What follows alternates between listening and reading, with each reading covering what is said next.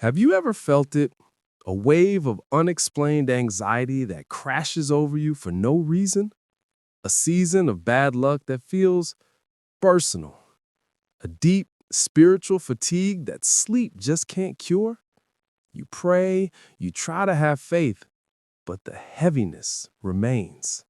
The world tells you it's just stress, or bad chemistry, or coincidence. But what if your deepest intuition is right?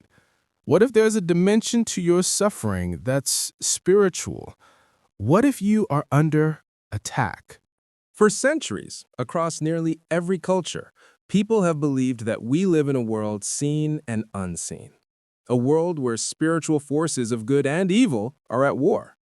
And sometimes that war lands on our doorstep. Today, we are tackling one of the biggest questions of all. Why do we suffer? And we're going to explore a powerful, ancient answer that some of our suffering is a spiritual attack, and that God has given us a specific weapon to fight back: the book of Psalms. I've been there. I've felt that inexplicable darkness. And I found that the Psalms are more than just beautiful poetry. They are a battle manual. Part 1. The nature of the battle. Why we suffer. To understand the solution, we first need to understand the problem. Suffering is complex, and the Bible shows us it has many faces. First, there is human suffering. This is the pain we cause each other through greed, hatred, violence, and betrayal. This is the consequence of free will. Second, there is natural suffering. Earthquakes, sickness, accidents. These happen because we live in a fallen, imperfect world that is subject to decay and natural laws. But third, there is spiritual suffering. This is what Ephesians 6:12 talks about. For our struggle is not against flesh and blood, but against the rulers, against the authorities, against the powers of this dark world, and against the spiritual forces of evil in the heavenly realms.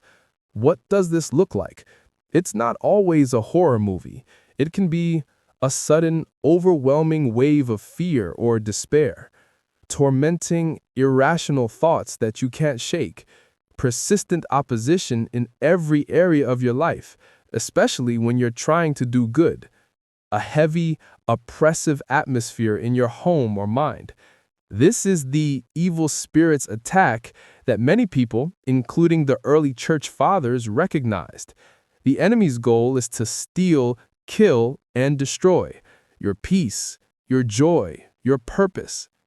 Part 2. The ancient weapon, the power of the Psalms. So what do? We don't just sit and take it. God has given us armor and a sword, and one of the most powerful weapons in our arsenal is the book of Psalms. The Psalms aren't just songs, they are the inspired word of God. They carry His authority and power. When you declare them, you are not just speaking your own words, you are speaking God's words back to Him and into the spiritual realm. Why are the Psalms so effective? First, they are authentic. The psalmists, especially David, knew what it felt like to be pursued, betrayed, and in spiritual agony. They cry out, "How long, O Lord?"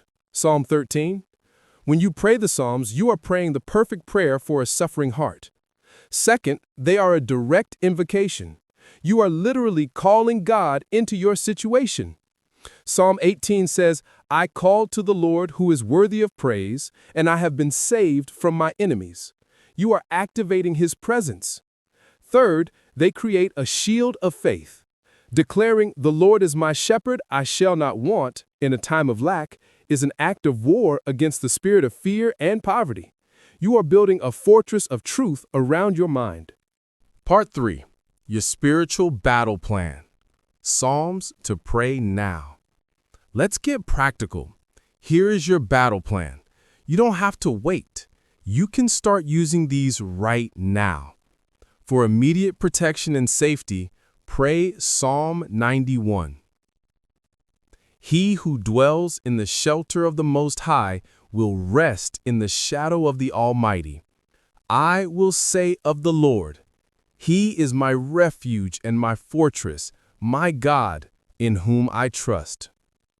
This is the ultimate spiritual bunker.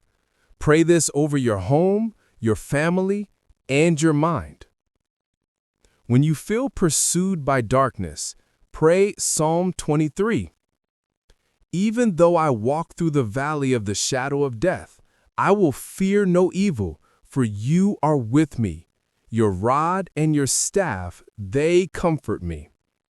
This psalm doesn't deny the darkness, it affirms God's presence in the midst of it. It robs the enemy of his primary weapon, fear. For deliverance from enemy attacks, pray Psalm 35. Contend, Lord, with those who contend with me. Fight against those who fight against me. This is a warrior psalm. You are not fighting for victory. You are fighting from a place of victory, asking God to take up your battle. When you need to reclaim your peace and sanity, pray Psalm 27. The Lord is my light and my salvation. Whom shall I fear? The Lord is the stronghold of my life. Of whom shall I be afraid? This is a declaration of confidence that shatters anxiety.